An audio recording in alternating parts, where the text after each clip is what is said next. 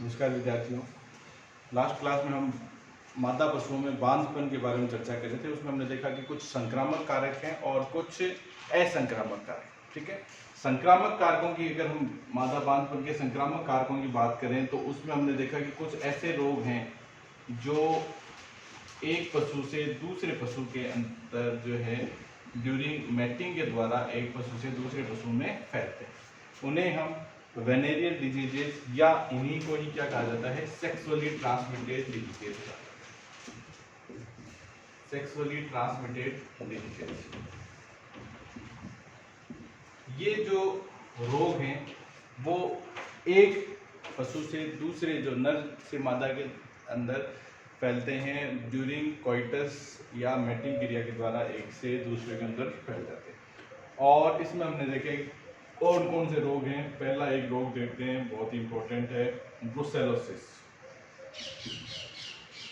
Brucellosis जो है बहुत ही इंपॉर्टेंट डिजीज है, क्योंकि ये भी ध्यान रखना आपको, ये एक जूनोटिक रोग भी है। ब्रुसेलोसिस कैसा है? जूनोटिक रोग। यानी जूनोटिक रोग क्या होता है? जो पशुओं से मनुष्य के अंदर फैल सकते हैं, ऐसे रोग क्या कहलाते हैं? जूनोटिक रोग कहलाते हैं। तो ये ब्रुसेलोसिस मनुष्य में भी हो सकता है, पशु। तो ब्रुसेलोसिस क्या कारक होते हैं इसके अंदर, ईटियोलॉजी क्या है? तो ये एक बैक्टीरिया जनित रोग है और बैक्टीरिया का नाम क्या है? ब्रुसेला। ब्रुसेला एबॉर्टस। ब्रुसेला एबॉर्टस नाम से जैसे स्पष्ट है, ब्रुसेला एबॉर्टस, यानी ये क्या करवाता है? एबॉर्शन करवाता है। ब्रुसेला एबॉर्टस, ये जो स्पीसीज है एबॉर्टस, ब्रुसेला एबॉर्टस, ये मुख्यतः कैटल, बफेलो, सीप, गोट, इनके अंदर ये जो है पैदा करता है एबॉर्शन। और इनके अंदर ये जो स्पीसीज है ब्रुसेला की, वो मुख्यतः रोग कारक होती है, ब्रुसेला एबॉर्टस। इसके थोड़ा बहुत आपको और ये जो ध्यान रखनी है दूसरी स्पीसीज के बारे में, जैसे कि ब्रुसेला एक है मेलिटेंसिस। ब्रुसेला मेलिटेंसिस, सी गॉड के अंदर, ये कैटल बफेलो के अंदर ये जो है वो गॉड के अंदर जो है ब्रुसेला मेलिटेंसिस, ये गॉड के अंदर जो है रोग कारक होती है, ब्रुसेलोसिस पैदा करती है। और इसके बाद में हम देखें ब्रुसेला कैनिस, ये डॉग के अंदर होगी। और ब्रुसेला शुइस, ये जो है पिग के अंदर रोग कारक होती है। ठीक है, तो ये इनकी स्पीसीज के बारे में कई बार पूछ लिया जाता है कि भाई बकरी के अंदर ब्रुसेलोसिस बीमारी का रोग कारक है। ठीक है, तो कौन सा है? ब्रुसेला मेलिटेंसिस इंपॉर्टेंट है। इसके अतिरिक्त आपके कैटल बफेलो का तो इम्पोर्टेंट है ही है कि कैटल बफेलो में गोवंश के अंदर ब्रुसेलोसिस रोग का रोग कारक है ब्रुसेला एबॉर्टस। और डॉग एंड पिग के अंदर ये तो नाम से स्पष्ट है, Brucella canis and Brucella suis. ठीक है, तो ये इटियोलॉजी है, इसका ध्यान में रखना आपको। और ये डिजीजेज जो है वेनेरियल डिजीजेज लेंगे आप मेडिसिन के अंदर, हम डिटेल पढ़ेंगे। यहाँ पे हम थोड़ा सा ये देखते हैं कि इसकी वजह से क्या पैदा होते हैं। ब्रुसेलोसिस जो है उसके कारण से मुख्यतः क्या होता है? एबॉर्शन होता है। और ये एबॉर्शन जैसे गोवंश में अपन बात करें तो लास्ट ट्राइमेस्टर यानी गर्भावस्था के अंतिम दिनों के अंदर जो एबॉर्शन होता है वो मुख्यतः किसकी वजह से होता है? ब्रुसेलोसिस की वजह से होता है। ठीक है, नर पशुओं में भी इसकी वजह से ऑर्काइटिस जो है, यानी वृषण तथा वृषण कोष में सूजन आ जाना, ये प्रक्रिया होती है। इसके अतिरिक्त जैसे जो मादा पशु हैं उनके अंदर फीवर आना, ठीक है, और एबॉर्शन हो जाना, रिटेंशन ऑफ प्लेसेंटा होना, ये स्थितियां जो है वो पैदा होती हैं।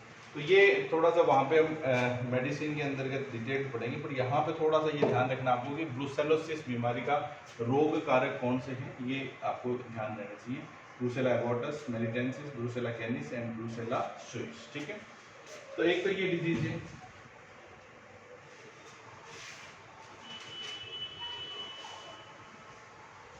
इसके अलावा दूसरी जो डिजीज है वो है विब्रियोसिस।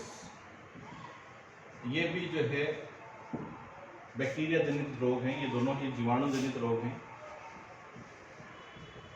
और इसका जो जीवाणु है, रोग कारक जो है वो है विब्रियो फीटस, विब्रियो फीटस। ठीक है, ये भी क्या है, एबॉर्शन कॉज करवाती है मादा गर्भित पशु के अंदर और मादा पशु में बांझपन प्रेरित करती है। इसके अतिरिक्त आपका एक इंपॉर्टेंट प्रोटोजोआ जनित रोग आएगा, ट्राइकोमोनियासिस। ये जो है ट्राइकोमोनास की वजह से होता है,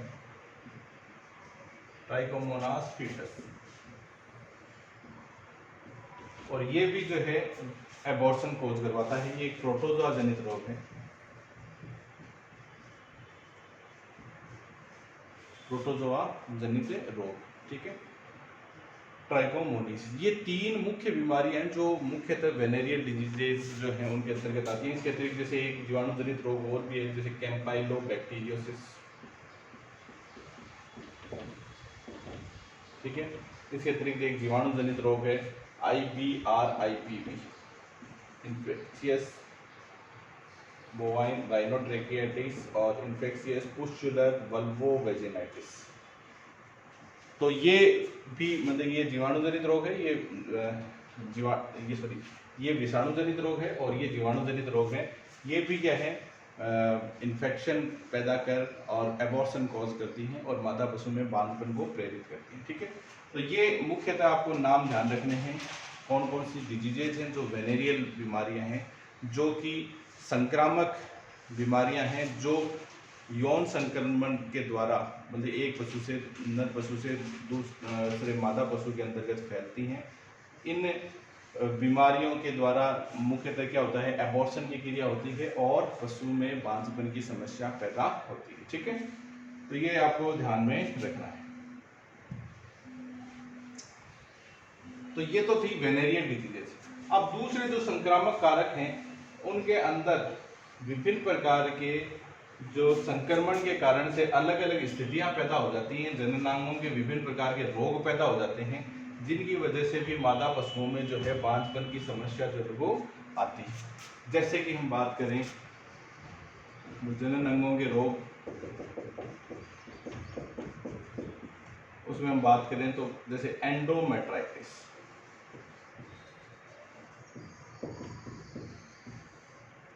एंडोमेट्राइटिस ये क्या होता है, एंडोमेट्रियम का शोथ, गर्भाशय की जो आंतरिक भित्ति है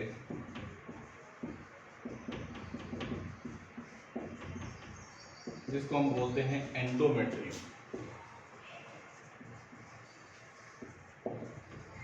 इस आंतरिक भित्ति का जो शोथ या इन्फ्लामेशन कहें हम, ये क्या कहलाता है, एंडोमेट्राइटिस से कहलाता है।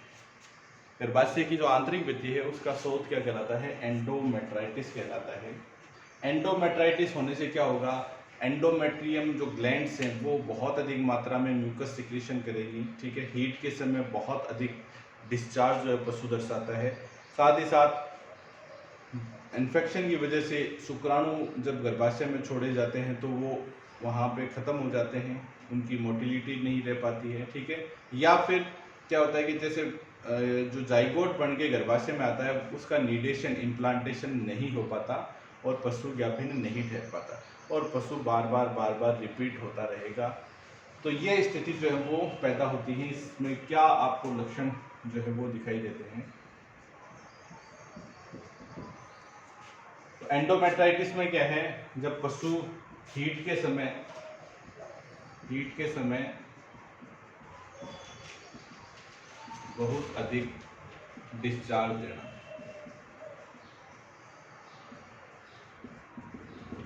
ठीक है, जिनको बालू बोलते हैं डिस्चार्ज और वेजाइनल डिस्चार्ज, वो बहुत अधिक ज़्यादा मात्रा में आएगा।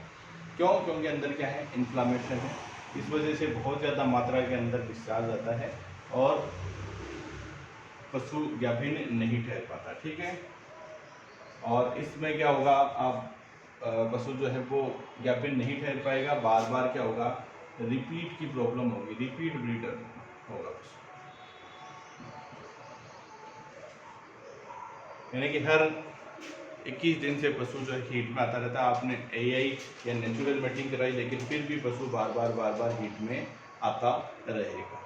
तो जो आंतरिक भित्ति है उसके शोथ की वजह से एक तो सिक्रीशंस बढ़ जाते हैं, दूसरा क्या होता है वहाँ पे निडेशन नहीं हो पाता, शुक्राणु हैं जो गर्भाशय में से होकर गुजरते हैं उनमें भी इन्फेक्शन होके वो भी ख़त्म हो जाते हैं। इस वजह से पशु जो है वो इसका या तो निषेचन ही नहीं हो पाता, या उसका इम्प्लांटेशन जो जाइगोट का इम्प्लांटेशन है वो नहीं हो पाता, और पशु बार बार क्या होता है रिपीट होता है। रिपीट ब्रीडिंग की जो समस्या है पशु के अंतर्गत आती है।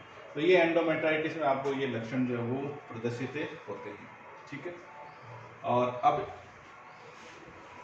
क्या इसका उपचार किया जाना है?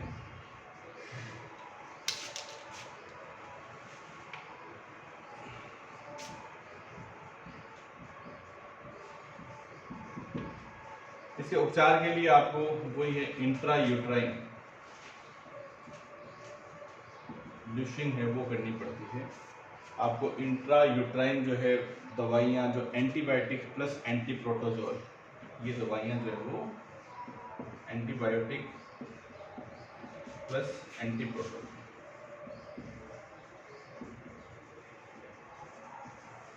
इनका कॉम्बिनेशन जो है वो इंट्रा यूट्राइन जो है वो डाला जाता है ताकि एंडोमेट्राइटिस की समस्या जो है वो सही हो सके। हमने देखा कि भाई कोई भी इन्फेक्शन हो रहा है, जननांगों से संबंधित कोई भी इन्फ्लामेशन आ रहा है यानी इन्फेक्शन हो रहा है, वो इन्फेक्शन मुख्यतः उसके जो कारक हैं, सर्वाधिक कारक हमने देखे कि बैक्टीरियल कारक हैं, उसके अलावा कुछ वायरल कारक हैं और कुछ प्रोटोजोल कारक है। ठीक है, तो वायरल के विरुद्ध तो हम कोई ऐसी स्पेसिफिक कोई ड्रग हम दे नहीं सकते, तो हम बैक्टीरिया प्लस जो प्रोटोजोआ हैं उनके विरुद्ध जो ड्रग्स काम करती हैं, जो एंटीबायोटिक और एंटी प्रोटोजोल ड्रग जिनको कहते हैं, इनका कॉम्बिनेशन है वो इंट्रायूट्राइन हम उसमें थेरेपी में काम में लेते हैं।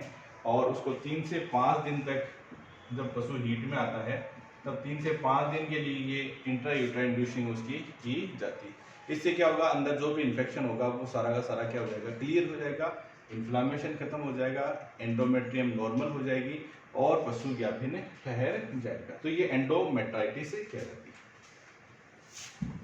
अब ये तो हो गया सिर्फ आंतरिक भित्ति का। अगर गर्भाशय की तीनों भित्तियां जो हैं वो अगर सम्मिलित है यानी गर्भाशय पूर्णतया सम्मिलित है, उसका पूरे गर्भाशय का शोथ जो है वो क्या कहलाता है, मेट्राइटिस कहलाता है। पहले तो हमने एंडोमेट्राइटिस तो देखा सिर्फ एंडोमेट्रियम का, और यदि पूरे गर्भाशय का जो शोथ है उसको हम क्या बोलते हैं, यानी तीनों भित्तियां एंडोमेट्रियम, मायोमेट्रियम, पेरीमेट्रियम। यदि सिर्फ पेरीमेट्रियम का तो पेरीमेट्राइटिस बोलते हैं, एंडोमेट्रियम का तो एंडोमेट्राइटिस बोलते हैं, और तीनों भित्तियों का शोथ अगर होता है गर्भाशय यानी पूर्ण सम्मिलित हो गया उसको हम क्या बोलते हैं, मेट्राइटिस। तो ये भी बैक्टीरियल, वायरल, प्रोटोजोअल उन कारकों की वजह से होता है ये भी बीमारी जो है मेट्राइटिस। ठीक है, यानी किसी न किसी संक्रमण की वजह से होता है यार, वो संक्रमण बैक्टीरिया की वजह से हो सकता है, वायरस की वजह से हो सकता है, या प्रोटोजोआ की वजह से हो सकता है। और इसमें भी वही स्थिति होगी, पशु जो है वो अतिरिक्त मात्रा में डिस्चार्ज देगा। ठीक है, पशु जो है इन्फेक्शन होने की वजह से थोड़ा बहुत सुस्त हो सकता है, खाना पीना कम कर देता है। ठीक है, और मुख्य जो इसका लक्षण है कि बार बार पशु क्या होगा, रिपीट होगा। ठीक है, क्यों? क्योंकि इन्फेक्शन होने की वजह से पशु जो है वो ज्ञाभिन्न नहीं ठहर पाएगा और पशु बार बार रिपीट के लक्षण जो है वो प्रदर्शित करेगा। तो इसमें भी हमें वही कार्य करना है, जो एंटीबायोटिक प्लस एंटी प्रोटोजोल उन ड्रग्स का जो कॉम्बिनेशन है, जैसे कि लियोफ्लोक्सासिन ऑनिडाजोल, ऑफ्लोक्सासिन ऑनिडाजोल। ठीक है, अब मेट्रो के साथ में एंटीबायोटिक या एंटीसेप्टिक सॉल्यूशन का जो कॉम्बिनेशन है, उस कॉम्बिनेशन को हम इंट्रायूट्राइन जो है वो उसमें इन्फ्यूज़ करते हैं कैथेटर की सहायता से, पिपेट की सहायता से। इंट्रायूट्राइन हम उस antibiotic plus anti protozoal drug का कॉम्बिनेशन डालते हैं, उससे इन्फेक्शन क्लियर होता है। 3 से 5 दिनों के लिए क्रिया की जाती है और इन्फेक्शन क्लियर होते ही ये शोथ जो है वो भी समाप्त हो जाता है। तो ये दूसरी स्थिति है मेट्राइटिस। इसके अलावा जब मेट्राइटिस होता है तो लंबे समय तक मेट्राइटिस रहने की वजह से ये धीरे धीरे इधर भी फैलता है, सर्विक्स की तरफ फैलता है, और सर्विक्स के शोथ को हम क्या बोलते हैं, सर्विसाइटिस। सर्विसाइटिस ये है सर्विक्स का शोथ। इन्फ्लामेशन ऑफ सर्विक्स को क्या बोलते हैं हम, सर्विसाइटिस। भैया मैं इसमें गर्भाशय में इन्फेक्शन होगा तो वहाँ से इन्फेक्शन बढ़ेगा आगे की तरफ, किधर, सर्विक्स की तरफ बढ़ सकता है, ठीक है। या वो इन्फेक्शन अंडवाहिनी की तरफ बढ़ सकता है, जिसको हम क्या बोलते हैं, अंडवाहिनी के शोथ को बोलते हैं सेल्पिंजाइटिस। सेल्पिंजाइटिस क्या होता है, अंडवाहिनी का शोथ। अंडवाहिनी का शोथ क्या कहलाता है, सेल्पिंजाइटिस कहलाता है, अंडवाहिनी का शोथ। तो सर्विक्स का शोथ तो सर्विसाइटिस है, और अंडवाहिनी का शोथ क्या कहलाता है, सेल्पिंजाइटिस कहलाता है। तो गर्भाशय का इन्फेक्शन जैसे मैंने आपको बताया, तो वो सेल्पिंजाइटिस में की तरफ भी बढ़ सकता है, अंडवाहिनी की तरफ बढ़ सकता है, सेल्पिंजाइटिस हो सकता है, या सर्विक्स की तरफ जो है वो इन्फेक्शन बढ़ के और सर्विसाइटिस पैदा कर सकता है। इसके अतिरिक्त वेजाइना है, वेजाइना का शोथ क्या कहलाता है, वेजिनाइटिस। वेजिनाइटिस, वेजाइना का शोथ।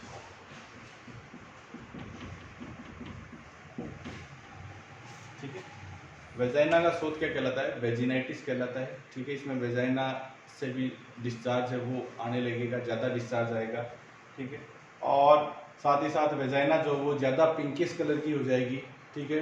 पशु बार बार पीछे की तरफ इन्फेक्शन और इन्फ्लामेशन होने की वजह से थोड़ा थोड़ा हल्का हल्का जोर लगा सकता है, टेम्परेचर थोड़ा बढ़ जाता है, पशु थोड़ा नर्वस हो जाता है, ये स्थितियाँ जो है वो उसके अंदर पैदा हो जाती हैं। और इसके अंदर उपचार में आपको क्या करना है, आपको वेजाइनल स्पेकुलम की सहायता से वेजाइना को थोड़ा चौड़ा करके और अंदर कोई भी एंटीसेप्टिक क्रीम जो है वो लगाई जा सकती है। एंटीसेप्टिक क्रीम अप्लाई की जाती है वेजाइना के ऊपर, जो है एंटीसेप्टिक क्रीम जो है वो लगाई जाती है। उससे क्या होगा, वहाँ का इन्फेक्शन क्लियर होगा, साथ ही साथ उसका इन्फ्लामेशन है वो भी हटेगा। तो वेजाइना का शोथ क्या कहलाता है, वेजिनाइटिस कहलाता है। तो ये विभिन्न स्थितियां हैं जो जननांगों से संबंधित होती हैं, जनन अंगों के रोग हैं, उनके इन्फ्लामेशन है। तो इनकी जो आपको ध्यान रखना है, टर्मिनोलॉजी जो है ध्यान रखनी है, मेट्राइटिस गर्भाशय का शोथ, एंडोमेट्राइटिस अंडाशय की गर्भाशय की आंतरिक भित्ति का शोथ, सेल्पिंजाइटिस ये क्या कहलाता है, सेल्पिंजाइटिस कहलाता है आपके अंडवाहिनी का शोथ, सर्विसाइटिस सर्विक्स का शोथ, और वेजिनाइटिस जो है वो वेजाइना का शोथ कहलाता है।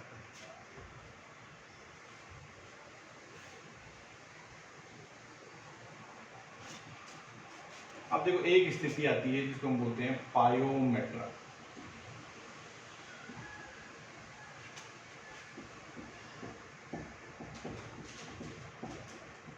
पायोमेट्रा का जो तात्पर्य है वो है पस। पायो का मतलब क्या है, पस, पायो मीन्स पस, और मेट्रा का मतलब गर्भाशय, मेट्राइटिस जैसे हम पढ़ रहे हैं यूट्रस, तो इसका मतलब क्या हो गया, पस इन यूट्रस, गर्भाशय में मवाद का भर जाना।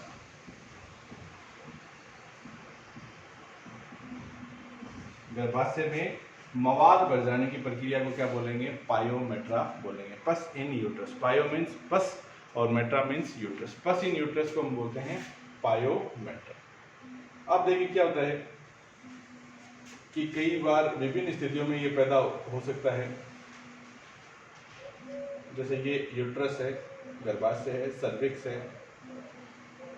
अब कई बार क्या होता है, डिस्टोकिया की स्थिति होगी या रिटेंशन ऑफ प्लेसेंटा की स्थिति होती है, तो उनमें मेट्राइटिस एंडोमेट्राइटिस की प्रक्रिया उनमें भी हो जाती है, ठीक है। अब धीरे धीरे इनके अंदर कोरिनी बैक्टीरियम एक पायोजीन्स नामक एक जीवाणु होता है, कोरिनी बैक्टीरियम पायोजीन्स,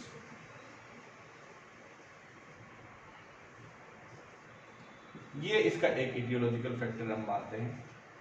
नाम से जैसे स्पष्ट है, कोरिनी बैक्टीरियम पायोजीन्स, पायोजीन्स यानी पायो फॉर्मेशन करने वाला, पस का फॉर्मेशन करने वाला बैक्टीरिया है। अगर ये अंदर इन्फेक्शन इसका आ जाता है तो ये अंदर ही अंदर क्या बनाने लग जाता है, पस बनाने लग जाता है। और इस स्थिति के अंदर क्या होता है, जो अंडाशय के ऊपर सीएल जो है वो बनी रहती है, इस वजह से सर्विक्स जो है वो भी क्या रहेगी, बंद रहेगी। सीएल जो इसके अंदर बनी रहती है, सीएल बने रहने को क्या कहते हैं, पीसीएल, यानी पायोमेट्रा की स्थिति में पीसीएल की स्थिति रहती है। PCL means persistent corpus luteum, corpus luteum का बने रहना। और ये कार्पस ल्यूटियम बनी रहेगी तो प्रोजेस्टेरोन का जो आपका लेवल है वो ऊंचा रहेगा और जो सर्विक्स है वो नहीं खुल पाएगी। सर्विक्स के नहीं खुलने से क्या होगा, अंदर ही अंदर जो है वो पस जो है वो बढ़ता रहेगा। ये धीरे धीरे पस जो है वो बढ़ता जाएगा और ये जो हॉर्न्स है वो बड़े होते जाएंगे ऐसे बैलून के रूप में, और इनके अंदर क्या बढ़ जाएगा, पस भर जाएगा। ठीक है, तो ये स्थिति जो है वो पैदा हो जाती है। अब क्या होता है, बहुत अधिक मात्रा में पस बढ़ने से कुछ हल्का सा सर्विक्स का मुंह खुल भी जाता है, तो इस वजह से क्या है, पस जो है थोड़ी बहुत मात्रा में बाहर की तरफ आने लगे जाती है। ठीक है, तो पशु जब बैठता है तब पशु के पूंछ के और बैठता है तब नीचे जो है पस नीचे गिर जाती है।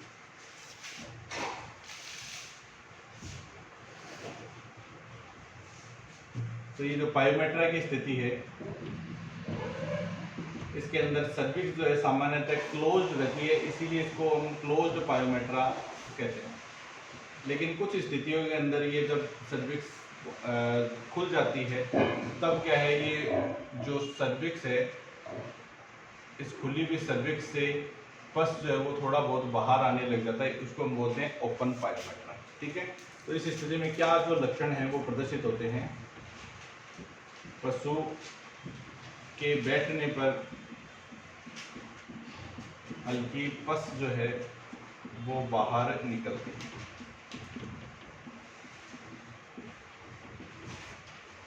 थोड़ी बहुत मात्रा में जो पस है वो बाहर निकलती है, जो पूंछ पे लगी हुई हो सकती है। ठीक है, और यदि क्लोज्ड पायोमेट्रा होता है, जैसे कि ये सामान्यतः बिचेस के अंदर, कुतिया के अंदर पाया जाता है, तो उस स्थिति में बिच के अंदर क्या लक्षण जो है वो प्रदर्शित होते हैं। बिच के अंदर ये जो है एक तो वॉमिटिंग, ठीक है, उल्टी आने की जो प्रक्रिया है वो होती है। इसके अलावा एक्सेस वाटर इनटेक, अधिक मात्रा में पानी पीना एक साथ में। पेट जो है वो लटक जाता है, नीचे बढ़ जाता है, क्योंकि उसके अंदर पस भरने लग जाती है। तो पेट जो वो नीचे, यूट्रस के अंदर पस भरेगी तो पेट जो है वो नीचे लटक जाएगा। ठीक है, एक्सेस वाटर इनटेक होता है एंड वोमिटिंग हो सकती है। जो बड़े पशुओं के अंदर है इनमें सामान्यतः जो पायोमेट्रा है उसमें थोड़ी सी सर्विक्स क्या है कई बार लूज हो जाती है, इस वजह से पशु जब बैठता है तब पस जो है वो बाहर निकलती है। ठीक है, पायोमेट्रा की स्थिति का हमेशा आपको जो है, जब आप रेक्टल पाल्पेशन करके इसका पता लगाते हैं तब इसको प्रेगनेंसी से हमेशा जो है डिफरेंशियल डायग्नोसिस को करना चाहिए। ठीक है, क्योंकि प्रेगनेंसी की स्थिति में भी क्या होता है, आप देखेंगे जो गर्भाशय का हॉर्न है वो आकार में बढ़ा हुआ मिलता है, फूला हुआ मिलता है, लेकिन गर्भाशय में तो सिर्फ एक ही हॉर्न, जैसे हम रेक्टल पाल्पेशन करते हैं बड़े पशुओं का, तो गर्भाशय का सिर्फ एक ही हॉर्न बड़ा मिलेगा, दूसरा हॉर्न छोटा मिलता है। जबकि पायोमेट्रा की स्थिति में दोनों हॉर्न जो है वो बड़े हुए, जैसे मैंने अभी दिखाया वैसे दोनों हॉर्न बड़े हुए मिलेंगे। जबकि आपके ग्रेविड यूट्रस की स्थिति में सिर्फ एक हॉर्न जो है वो बढ़ा हुआ मिलता है, दूसरा हॉर्न सामान्य से थोड़े बड़े आकार का होगा लेकिन इससे छोटा होता है। तो ये डिफरेंशियल डायग्नोसिस, जिसको हमने जब आपने प्रेगनेंसी डायग्नोसिस का चैप्टर पढ़ा था तब हमने पढ़ा भी था कि दोनों हॉर्न में असममितता रहती है, यानी एक हॉर्न बड़ा दूसरा हॉर्न जो वो छोटा रहता है। जबकि इसमें क्या होता है, दोनों हॉर्न के अंदर बराबर रहेंगे और उनमें पस भरी हुई रहेगी। दूसरा, इसके अंदर हम जब प्रेगनेंसी के दौरान जब पशु होता है तब उसको हम यूट्रस को जब रेक्टल पाल्पेशन के द्वारा फील करते हैं तब हमें उसके अंदर जैसे फ्लूइड जो है वो उसका फ्लक्चुएशन फील होता है। ठीक है, फ्लूइड का फ्लक्चुएशन जो है वो उसके अंदर फील होता है कि फ्लूइड हिलता हुआ फील होता है।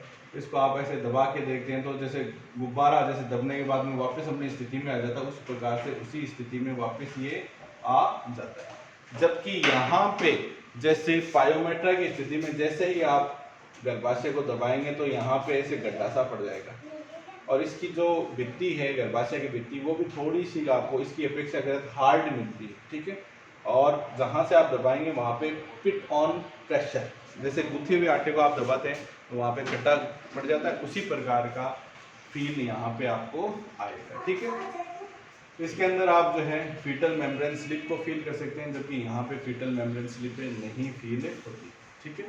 तो ये आपको डिफरेंशियल डायग्नोसिस करना है पायोमेट्रा की स्थिति में, जो प्रेगनेंसी है उसके साथ में कैसे डिफरेंशियल डायग्नोसिस किया जाता है। अब इसका क्या उपचार है।